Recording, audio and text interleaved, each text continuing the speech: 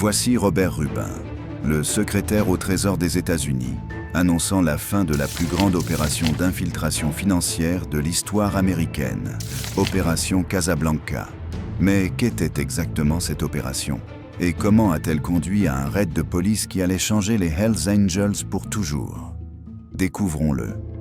L'année était 1995, lorsque les analystes des douanes américaines ont remarqué d'importantes sommes d'argent des cartels traversant les frontières déguisées en transferts légitimes.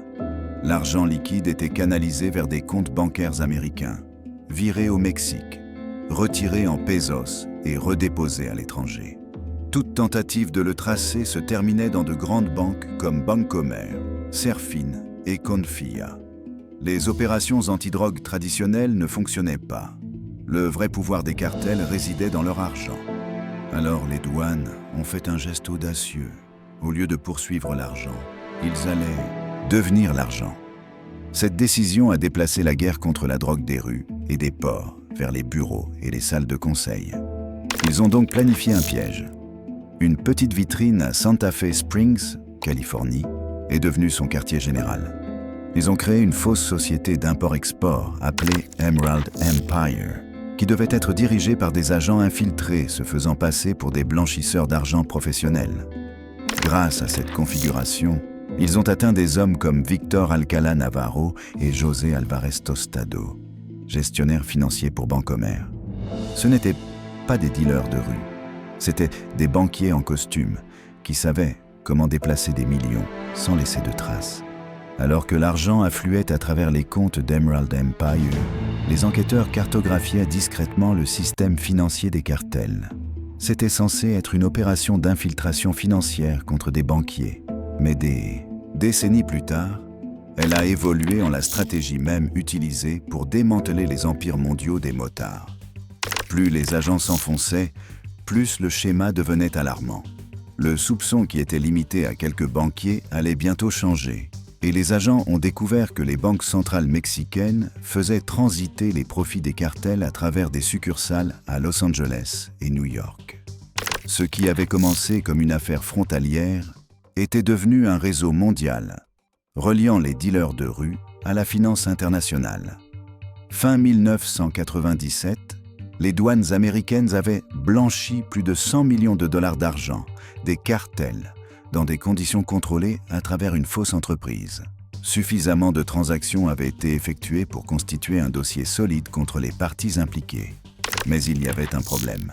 L'enquête avait franchi les frontières et maintenant des officiels mexicains étaient également impliqués. Venait maintenant la partie la plus difficile. Déclencher le piège sans provoquer de crise diplomatique. Au printemps 1998, Opération Casablanca a atteint son moment décisif. Après des années de travail infiltré, les agents ont abandonné leur petite vitrine et ont construit quelque chose de bien plus élaboré, un faux casino à la périphérie de Las Vegas. Ils l'ont appelé Casablanca. En surface, il semblait légitime, un lieu privé pour les investisseurs, un endroit où les affaires se faisaient dans des chuchotements et du champagne. Mais derrière les lumières et les rires, chaque table, chaque microphone et chaque poignée de main faisaient partie d'une opération d'infiltration. Les banquiers sont arrivés en invités d'honneur. Ils portaient des costumes, échangeaient des cartes de visite et discutaient de millions de transactions transfrontalières. Aucun d'eux ne réalisait que les murs enregistraient chacun de leurs mots. Quand le signal est devenu, les portes se sont verrouillées. Les agents fédéraux sont intervenus et en quelques secondes, la salle était silencieuse. 28 banquiers et plus d'une centaine d'autres ont été placés en garde à vue, tous pris en flagrant délit. Le 18 mai 1998, la procureure générale Jeannette Renaud a qualifié l'opération de feuille de route qui trace les cartels des chefs aux coursiers aux banquiers. Le secrétaire au Trésor Robert Rubin a simplement déclaré « Nous les avons frappés là où ça fait mal, dans leur portefeuille. 3 des plus grandes banques du Mexique, Bancomer, Banca Serfin et Banca Confia, ont été mises en accusation, marquant la première fois que des institutions étrangères étaient inculpées devant les tribunaux américains pour blanchiment d'argent des cartels. Lorsque la conférence de presse s'est terminée, le choc a commencé. À Washington, les officiels célébraient le succès. Les caméras flashaient, tandis que la procureure générale, Jeannette Reynaud, et le secrétaire au Trésor Robert Rubin se tenaient côte à côte, annonçant ce qu'ils appelaient l'enquête sur le blanchiment d'argent la plus réussie de l'histoire américaine. Pour le public américain, Opération Casablanca était un triomphe, un coup décisif contre les cartels. Mais juste de l'autre côté de la frontière, cela a atterri comme une bombe. À Mexico, les responsables gouvernementaux ont regardé la diffusion avec incrédulité. Ils n'avaient pas été prévenus, pas même quelques heures avant les arrestations. Pour eux, ce n'était pas de la coopération, c'était une trahison. Le gouvernement mexicain a appelé cela une violation flagrante de la souveraineté nationale. En quelques heures, le peso a chuté. Les actions bancaires ont dégringolé. L'image financière du pays était en crise.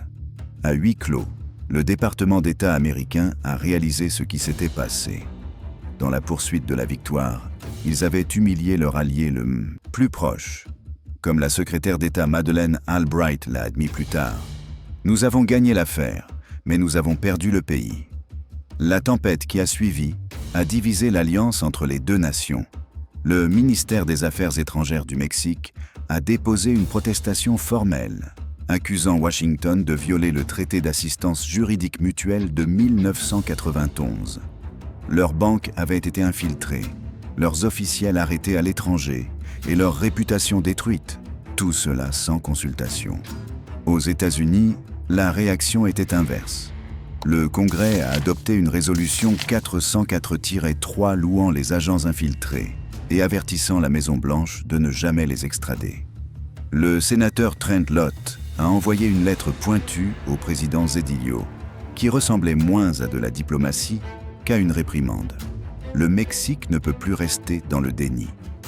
Opération Casablanca avait franchi une ligne, et les deux camps le savaient. Mais pour Washington, cela en valait la peine. Et des années plus tard, ce plan exact d'infiltration financière, de façades fictives et de raids synchronisés serait relancé en Europe. Seulement cette fois, il ne ciblerait pas les banquiers. Il ciblerait les Hells Angels. Les retombées d'Opération Casablanca ont laissé des cicatrices profondes. Dans les années qui ont suivi, les enquêteurs à travers l'Europe ont disséqué chaque détail de l'affaire. Ils ont vu comment les agents américains avaient construit de fausses entreprises, infiltré des banques et démantelé un réseau criminel de l'intérieur.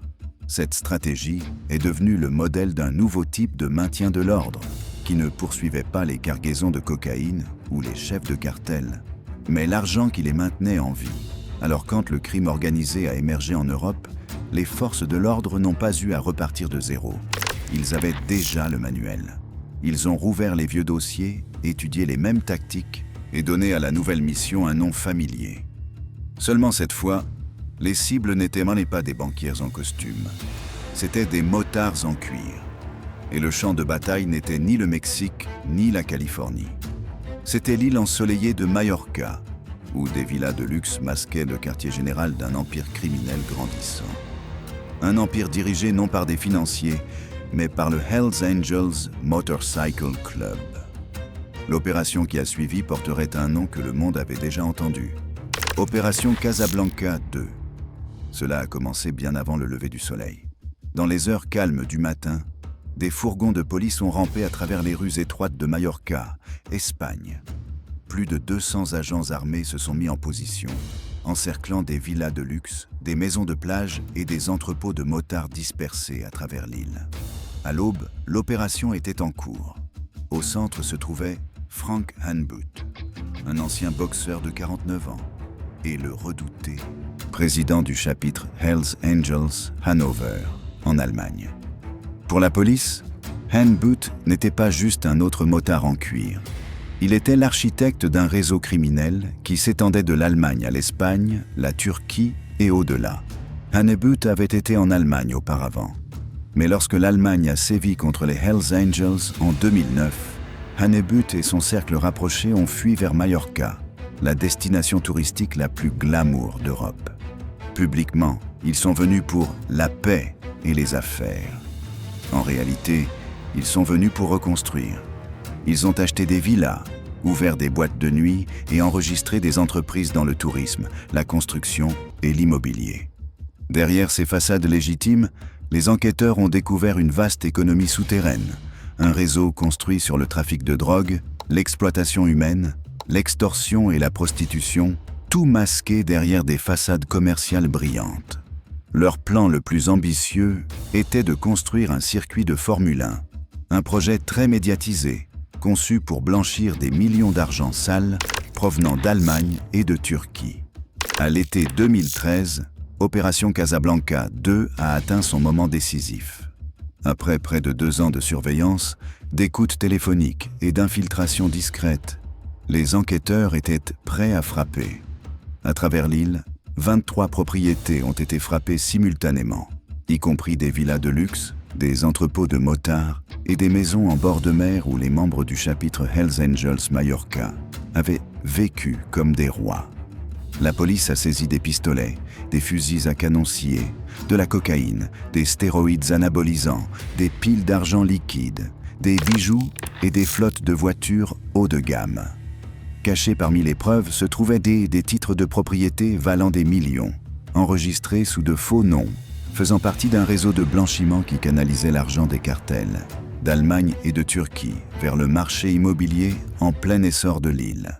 L'opération avait d'abord été lancée discrètement en décembre 2011 par la police nationale espagnole et la Guardia Civil, avant de s'étendre en un effort multinational coordonné par Europol et Eurojust, avec le soutien de l'Allemagne, l'Autriche, le Luxembourg, les Pays-Bas et Interpol. C'était un niveau de coopération que l'Europe avait rarement vu, le même type de coordination internationale qui avait autrefois défini l'opération Casablanca originale, en 1998. 2 mois plus tard, en septembre 2013, la deuxième et dernière vague de raids a frappé Mallorca, arrêtant les derniers membres restants du réseau. Au centre de tout cela se trouvait Frank Hanbuth, l'homme que la police européenne avait passé des années à traquer.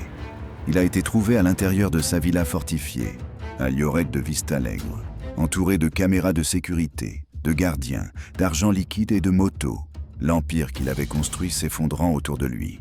Après des années de domination, le leader des Hells Angels, le plus puissant d'Europe, était enfin en garde à vue. Et avec son arrestation, Opération Casablanca 2 s'est achevée, prouvant que le même plan utilisé autrefois pour briser les banquiers corrompus pouvait encore abattre les motards internationaux. Alors que les enquêteurs épluchaient les couches de l'empire Mallorca des Hells Angels, la véritable horreur est apparue clairement. Pas les armes ou la drogue, mais les personnes piégées en dessous. Des femmes, beaucoup victimes de traite en provenance d'Europe de l'Est, étaient forcées à la prostitution dans des clubs contrôlés par le gang. Plusieurs ont même été soumises à des chirurgies esthétiques, des procédures destinées, comme l'a décrit sinistrement un enquêteur, à rendre le produit plus attrayant. Au centre de ce réseau se trouvaient les frères Youssafi, des exécutants brutaux qui traitaient l'opération comme une entreprise. Ils contrôlaient chaque partie de la vie des femmes, quand elles travaillaient, quand elles dormaient, et combien elles devaient gagner avant d'être autorisées à prendre un seul jour de congé. La désobéissance était punie par la violence. Ce qui apparaissait aux touristes comme la vie nocturne scintillante de Mallorca était, en réalité, une façade pour l'exploitation organisée, un système construit sur la peur, la coercition et la cupidité. L'enquête a révélé que le chapitre Hells Angels Mallorca était devenu une plaque tournante financière pour le crime organisé à travers l'Europe. L'argent affluait d'Allemagne, de Suisse, de Bulgarie et même d'Amérique du Sud. Des sociétés écrans achetaient des villas, des boîtes de nuit et des terrains par l'intermédiaire de signataires contraints. Des personnes menacées pour signer des actes afin de cacher la propriété réelle du gang. L'une des propriétés les plus notables, d'une valeur d'environ 2,5 millions d'euros, a été retracée jusqu'à Frank Hanbuth lui-même. Sur le papier, elle appartenait à un associé. Les parallèles avec l'opération Casablanca originale étaient impossibles à ignorer. La structure exacte de fausses entreprises, de contrats falsifiés et de transactions cachées Seulement cette fois, le blanchiment ne passait pas par des banques au Mexique ou à Los Angeles. Il passait par les stations balnéaires de luxe de Majorca, les projets de construction et la vie nocturne florissante. La stratégie était la même, transformer le crime en commerce et cacher la corruption sous l'illusion de légitimité. En 2013, les agences d'application de la loi dans 17 États membres de l'Union européenne et 6 pays partenaires d'Europol avaient officiellement classé les clubs de motards hors la loi comme une menace pour la sécurité nationale. L'évaluation d'Europol a également révélé l'ampleur de l'expansion mondiale des Hells Angels. Depuis 2005, leurs chapitres en Europe avaient plus que doublé et leur empreinte en Amérique centrale et du Sud avait triplé. Une montée alimentée par les mêmes systèmes de blanchiment et la manipulation financière qu'Opération Casablanca avait exposée des années plus tôt. Lorsque les raids se sont terminés, l'ampleur d'Opération Casablanca 2 est devenue claire. Les autorités espagnoles ont confirmé que l'opération, qui a commencé en décembre 2011 et a culminé à l'été 2013, a abouti à l'arrestation d'environ 25 personnes à travers 23 propriétés sur l'île de Majorca. Ces arrestations comprenaient des Hells Angels de haut rang d'Allemagne, de Turquie et du Luxembourg, ainsi que des associés espagnols locaux et même un policier accusé de fuiter des informations au gang. L'opération avait été coordonnée par Europol, Eurojust et Interpol, et soutenue par les agences d'application de la loi en Allemagne, Autriche, Pays-Bas et Luxembourg. Faisant l'une des plus grandes répressions transfrontalières contre les Hells Angels de l'histoire européenne. Après les arrestations, les procureurs de l'Audiencia Nacional d'Espagne, la haute cour du pays, ont passé des années à compiler une mise en accusation qui énumérait finalement environ 49 accusés. En haut de la liste se trouvait Frank Hanbuth, l'ancien boxeur poids lourd devenu président du chapitre Hells Angels Hanover. Un homme que la police allemande a autrefois décrit comme l'un des hommes les plus dangereux d'Europe. L'affaire est devenue connue sous le nom de méga procès de Majorca. En 2019, les procureurs réclamaient un total combiné de 300 ans de prison pour 46 membres accusés. Un total symbolique qui soulignait à quel point l'Espagne prenait au sérieux l'influence de l'organisation sur l'île. Mais lorsque le procès s'est finalement ouvert en janvier 2023, le ton a changé. 35 accusés ont accepté des accords de plaidoyer, selon les archives judiciaires, admettant des accusations limitées telles que la falsification de documents ou le blanchiment d'argent à petite échelle en échange de peines réduites et d'amendes. Puis est venu le verdict. Le 26 septembre 2023, après plus d'une décennie d'enquête, le tribunal espagnol a acquitté Hanbuth et 12 autres de l'accusation centrale d'appartenance à une organisation criminelle, citant des preuves insuffisantes d'une hiérarchie formelle reliant les accusés à travers les pays. Cependant, 32 accusés ont été condamnés pour des accusations mineures, principalement liées au blanchiment d'argent, aux armes et aux infractions de prostitution. En raison du temps purgé, des retards procéduraux et des accords de coopération, la plupart de ces peines ont été converties en amendes ou en peines de prison, avec sursis allant jusqu'à 2 ans. Bien que les verdicts aient été plus légers que prévu, l'impact de l'opération était indéniable. Pour les enquêteurs, Opération Casablanca 2 a prouvé que les méthodes utilisées pour la première fois lors de l'opération d'infiltration américaine de 1998 fonctionnaient toujours en Europe.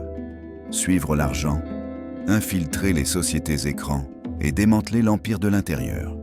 Même sans condamnation de masse, l'affaire a remodelé la façon dont la police à travers le continent percevait les gangs de motards. Une évaluation d'Europol peu après a classé les clubs de motards hors la loi comme une menace pour la sécurité nationale dans 17 États membres de l'UE. Elle a averti que le nombre de chapitres Hells Angels en Europe avait plus que doublé depuis 2005. Et leur présence en Amérique centrale et du Sud avait triplé, financée par les mêmes méthodes de blanchiment exposées dans les 2 opérations Casablanca. Pour les Hells Angels, Opération Casablanca 2 s'est avérée être un désastre.